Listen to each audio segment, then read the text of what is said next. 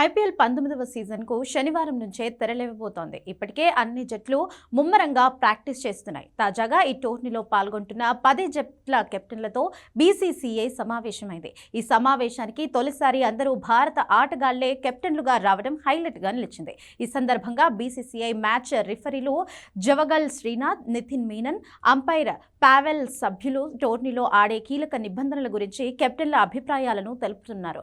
గత 2 సీజన్లుగా చర్చనీయాంశంగా మారిన ఇంపాక్ట్ ప్లేయర్ల నిబంధనపై హాట్ డిస్కషన్ జరిగింది. కొందరు మాజీలు, లీగ్లో ఆడుతున్న సీనియర్ ప్లేయర్స్ ఇంపాక్ట్ ప్లేయర్లను వ్యతిరేకించారు.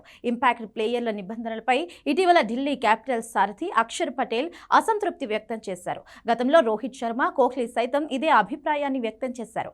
అయితే బీసీసీఐ మాత్రం 2027 వరకు ఇంపాక్ట్ ప్లేయర్ రూల్ కొనసాగుతుందని స్పష్టం చేసింది. ఇంపాక్ట్ ప్లేయర్ నిబంధనలతో ఆల్ రౌండర్లకు ప్రాధాన్యత తగ్గుతుందన్న అభిప్రాయాన్ని బీసీసీఐ పట్టించుకోలేదు. ఇదిలా ఉంటే కంక్షన్ సబ్స్టిట్యూట్, ఒక ఓవర్లో 2 బౌన్సర్లు, బ్యాట్ చెకింగ్, ఇన్నింగ్స్ టైమర్, మంచు ప్రభావంతో బంతిని మార్చడం, బంతిపై లాలాజలం రుద్దడం, రిటైర్డ్ అవుట్ నియమాలు యథావిధిగానే ఉండనున్నాయి. బీసీసీఐ నిరుటి సీజన్లో తీసుకువచ్చిన బాల్ చేంజ్ రూల్ను 2 ఇన్నింగ్స్లోనూ వర్తింపజేయాలని పలువురు కెప్టెన్లు కోరినట్లుగా తెలుస్తోంది. రెండో ఇన్నింగ్స్ 10వ ఓవర్ తర్వాత ఫీల్డింగ్ జట్లకు బంతిని మార్చుకునే అవకాశం ఉండేది. ఇప్పుడు దానిని ఫస్ట్ ఇన్నింగ్స్లోనూ వర్తింపజేయాలని కోరినా దీనికి పూర్తి స్థాయి మద్దతు లభించలేదని తెలుస్తోంది.